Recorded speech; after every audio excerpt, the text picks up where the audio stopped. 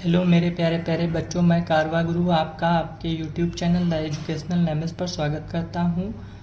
आज हम पढ़ेंगे कक्षा 10 चैप्टर 3 दो चर वाले रैखिक समीकरण युग्म का पार्ट 3। जैसा कि हम दो रैखिक समीकरणों को हल करने की विधियां पढ़ रहे थे। पहली विधि प्रतिस्थापन विधि हम पढ़ चुके हैं भाग 2 में, पार्ट 2 में, और दूसरी विधि है आज विलोपन विधि।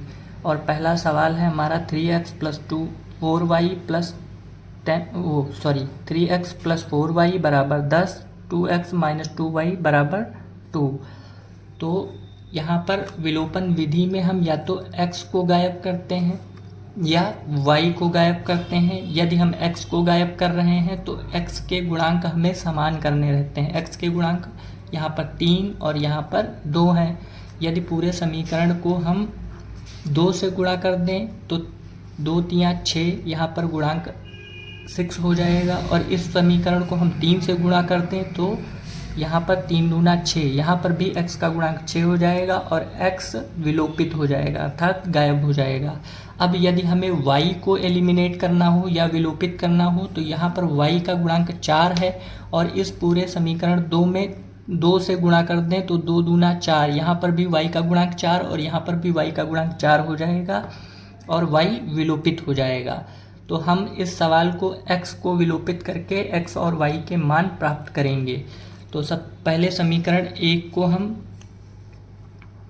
2 से गुणा करते हैं तो 2 3 6, 6x प्लस 2 चक्कू 8, 8y बराबर 2 दहम 20।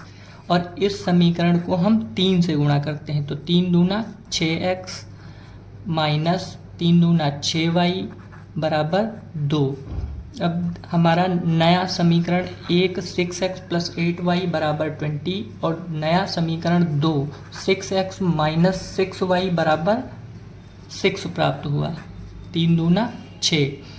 अब हम इन समीकरणों को ऊपर नीचे लिखते हैं इस प्रकार, जैसे हम जोड़ते या घटाते हैं।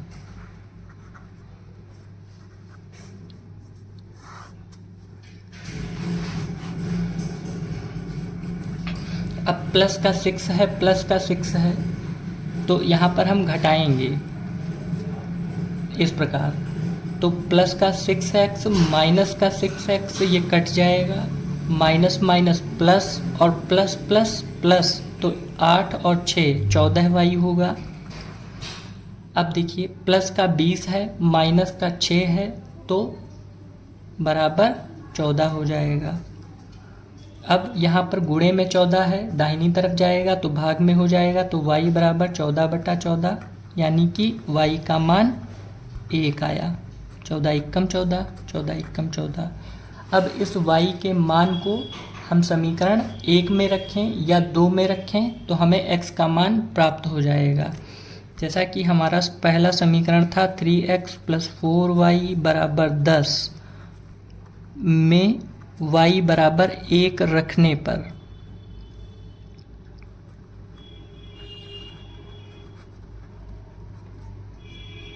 तो y के स्थान पर 1 रखना है तो 3x प्लस 4 इंटू 1 बराबर 10।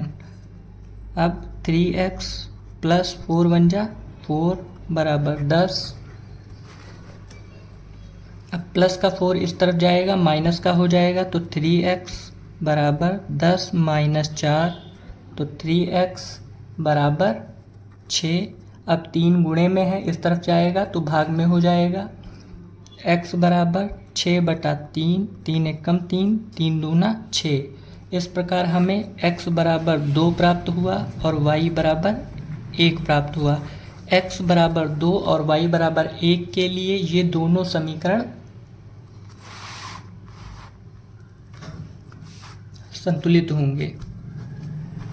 अब हमारा दूसरा सवाल है x/2 प्लस 2y/3 बराबर माइनस 1/1। और पहला समीकरण ये रहा और दूसरा समीकरण है x/1 माइनस y/3 बराबर 3। अब ये समीकरण हमें ax प्लस by बराबर c माइनस c और ax प्लस by बराबर माइनस c के रूप में नहीं दिए गए हैं, तो हमें इन इस रूप का बनाना है। तो 2 और 3 का लासा यदि हम लेते हैं तो आएगा 6। अब 3 की तिरछी गुणा x से करते हैं तो आएगा 3x, बीच में प्लस है तो हम प्लस लिखेंगे। 2 का तिरछा गुणा y में करेंगे, 2 दूना 4y बराबर -1/1। अब हम यहाँ पर भी तिरछी गुणा करते हैं। 1 की गुणा हम 3x + 4y में 1 की गुणा करेंगे तो सेम यही आएगा बराबर, और 6 गुणा -1 तो माइनस का 6। इस प्रकार हमें ax + by बराबर -c के रूप का पहला समीकरण प्राप्त हुआ। अब इसी प्रकार हम अपने दूसरे रैखिक समीकरण में 1 और 3 का लासा लेंगे तो 3 आएगा। 3 का जो है तिरछा गुणा x में करेंगे तो 3x, माइनस है तो माइनस लिखेंगे, y × 1 तो y आया बराबर 3, और इसके अपॉन में हम 1 लिख सकते हैं। अब यहाँ पर भी तिरछी गुणा करेंगे तो देखिए 3x - y को 1 से गुणा करने पर यही आएगा बराबर 3 3 जा 9। इस प्रकार 3x - y बराबर 9 हमारा समीकरण नंबर 2 प्राप्त हुआ। जैसा कि हम देख रहे हैं x का गुणांक 3 और यहाँ पर समीकरण 2 में भी x का गुणांक 3 समान है, तो हम इनको विलोपित करेंगे और यहाँ पर x विलोपित होगा।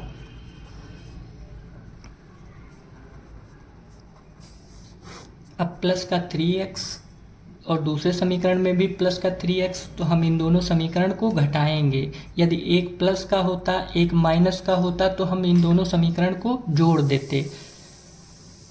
अब प्लस का 3x माइनस का 3x कैंसिल हो जाएगा, माइनस माइनस प्लस, प्लस का y और प्लस का 4y तो प्लस का 5y हो जाएगा बराबर। अब यहाँ देखिए माइनस का 6 और माइनस का 9 तो माइनस का 15 हुआ। अब ये गुणे में 5 दिया गया है जो कि दाहिनी तरफ जाएगा तो भाग में हो जाएगा, तो y बराबर -15/5, तो 5 एकम 5, 5 तिया 15, तो y का मान आया -3। और पिछले सवाल की तरीके से y का मान हम यदि समीकरण 1 में रखें तो भी हमें x का मान प्राप्त होगा, यदि 1 में ना रख के समीकरण 2 में रखते हैं तो भी हमें x का मान प्राप्त होगा। तो y का मान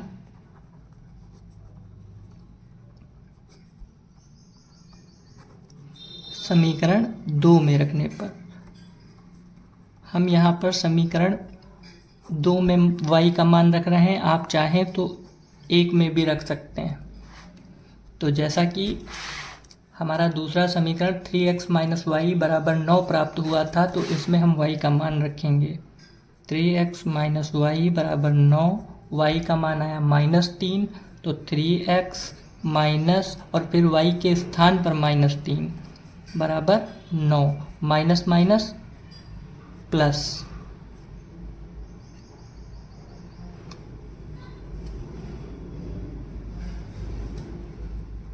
अब प्लस का 3 दाहिनी तरफ जाएगा तो माइनस, प्लस का 3 दाहिनी तरफ जाएगा तो माइनस का हो जाएगा, तो 3x बराबर 9 - 3 बराबर 6।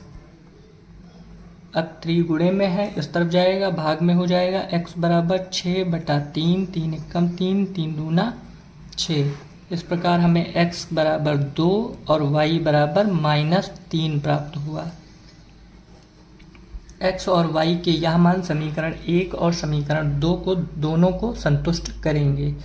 तो आज का वीडियो हमारा यहीं तक था। यदि आपको हमारा वीडियो अच्छा लगा हो तो लाइक, शेयर और सब्सक्राइब करना ना भूलें, साथ ही लिंक अपने दोस्तों को भी भेजें। धन्यवाद।